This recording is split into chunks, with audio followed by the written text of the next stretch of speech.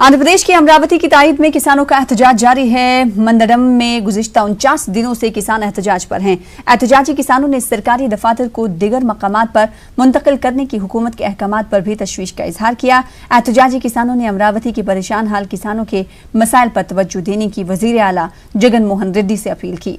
मंदडम में 24 घंटों की भूख हड़ताल का आज छठा दिन है। साबिक रुकन असेंबली बी उमा ने हड़ताली कैंप पहुंचकर एहतजाजी किसानों से मुलाकात की। इन्होंने कहा कि रियासत की जगन मोहन रेड्डी हुकूमत अवाम की फलाह व बहबूद के लिए कोई इक़दाम नहीं कर रही है, सिर्फ इंतकामी सियासत हो रही है।